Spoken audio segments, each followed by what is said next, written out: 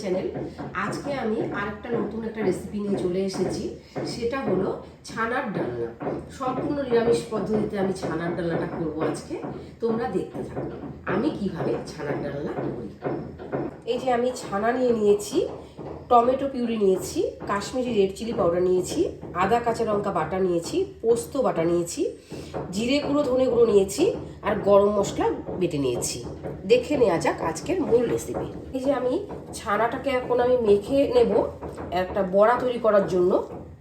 এবার আমি এর মধ্যে অল্প পরিমাণে দেখো বেসন নিয়ে নিলাম,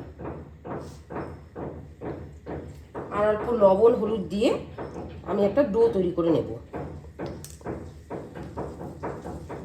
কড়াই বসিয়ে দিলাম,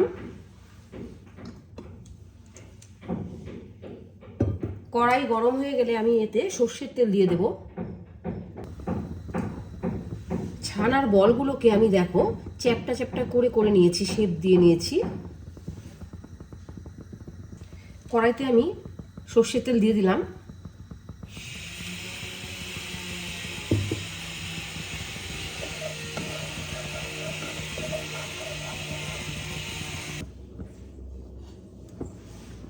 ছানার বলগুলোকে আমি হালকা করে ভেজে নেব।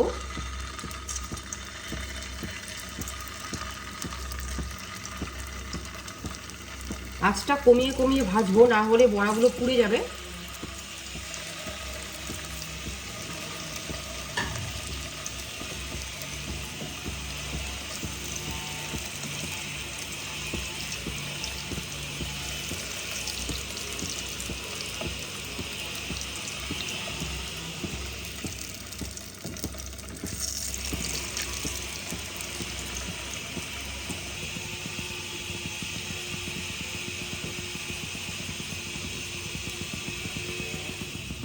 দেখো ছানার বড়াগুলো আমি তুলে নিয়েছি, আবার বাদ বাকিগুলো আমি আবার ভেজে নিচ্ছি।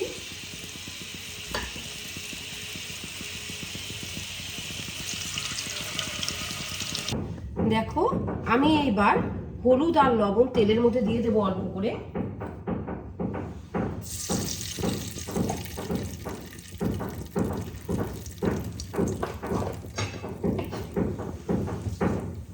তেজপাতা ফোড়নে দিয়ে দিলাম।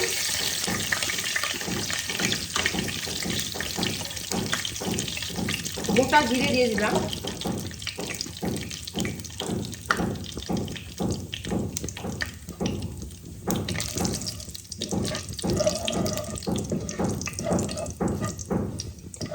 ফোড়ন থেকে যখন সুন্দর একটা গন্ধ বেরোবে তখন আমি আদা কাঁচা লঙ্কা বাটাটা দিয়ে দেবো।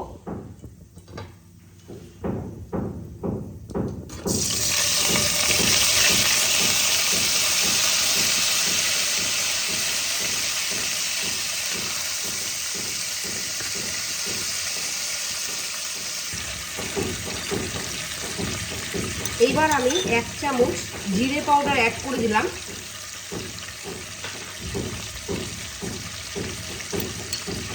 এক চামচ ধনে পাউডার অ্যাড করলাম।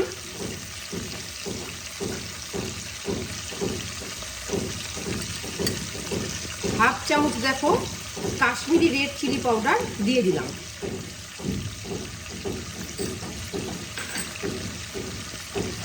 এবার আমি ভালো করে মশলাটাকে কষিয়ে নেব। আমি মশলাটাকে অল্প জল দিয়ে কষাবো। জল দিয়ে যদি মশলাটাকে কষানো হয় তাহলে মশলাটা পুড়ে যায় না। আমি আগে অল্প একটু হলুদ গুঁড়ো দিয়েছিলাম, এখন আরো অল্প হলুদ গুঁড়ো দিয়ে দিলাম।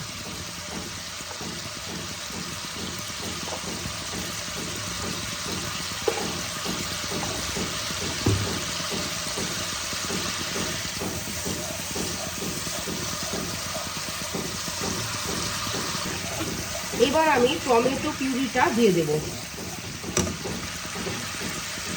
এই দেখো টমেটো পিউরিটা দিয়ে দিলাম। আরো ভালো করে কষিয়ে নেব।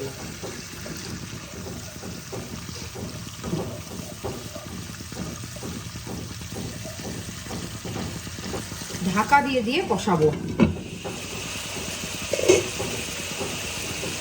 ততক্ষণ অবধি আমি কষাবো মশলাটাকে।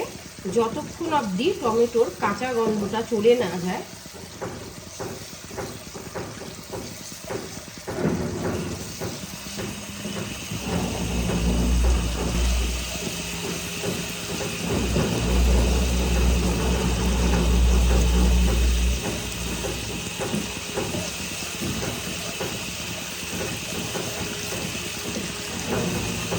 নিরামিষ দিনে এই রকম একটা যদি রান্না পাওয়া যায় তাহলে সবারই ভালো লাগে।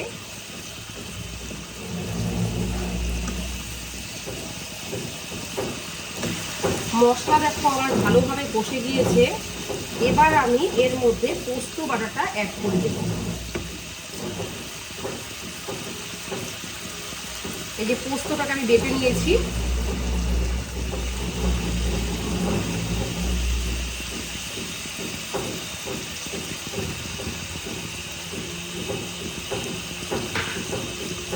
পোস্ত বাটা দিয়ে আরো একসঙ্গে ভালো করে কষাবো।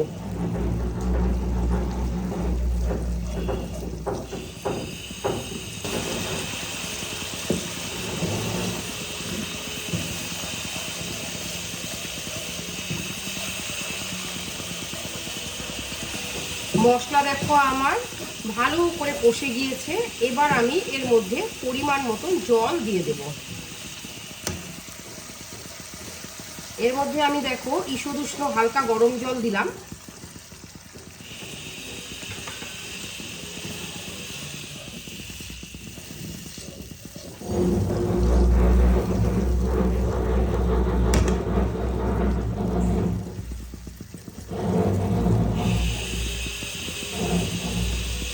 আরও দেখো অল্প জল দিয়ে দিলাম।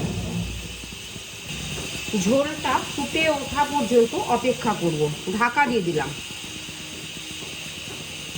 ঝোল আমার দেখো ফুটে গিয়েছে। আমি এবার একে একে বড়াগুলোকে ছেড়ে দেব।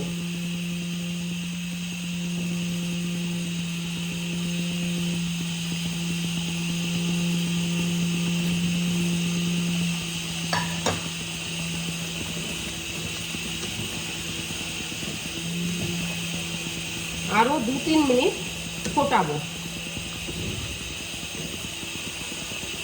দেখো আমার মনে হলো যে আর একটু লবণ লাগবে, আমি দিয়ে দিলাম।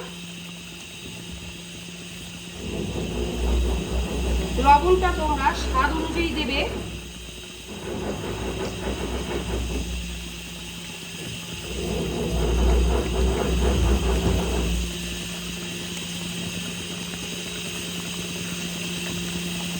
দেখো অল্প জাগিরি পাউডার অ্যাড করে দিলাম।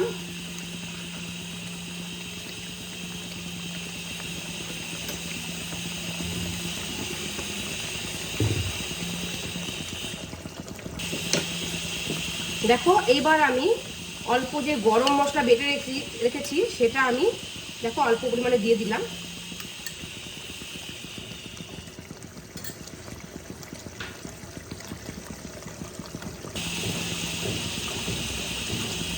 লাস্টে দেখো আমি অল্প ঘি দিয়ে দিলাম।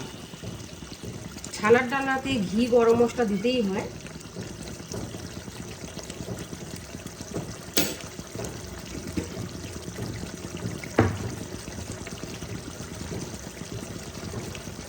এবার দেখো আমি এর মধ্যে অল্প আমুলের যে ফুল ক্রিম আছে সেটা আমি অল্প দিয়ে দিলাম।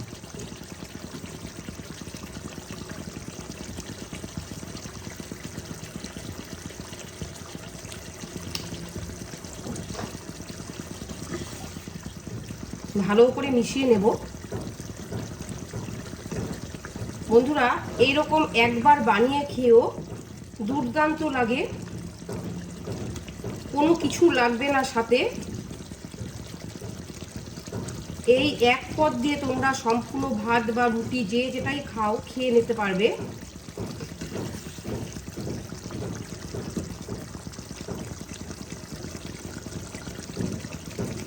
আমার রেসিপিটা দেখো কমপ্লিট হয়ে গেছে। আমি এবার একটা বোলের মধ্যে আমি সার্ভ করে নেব।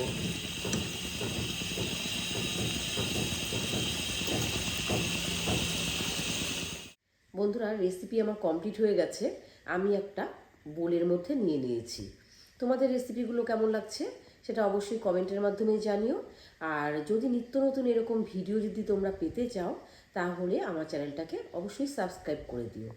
ভালো থেকো, সুস্থ থেকো, ধন্যবাদ।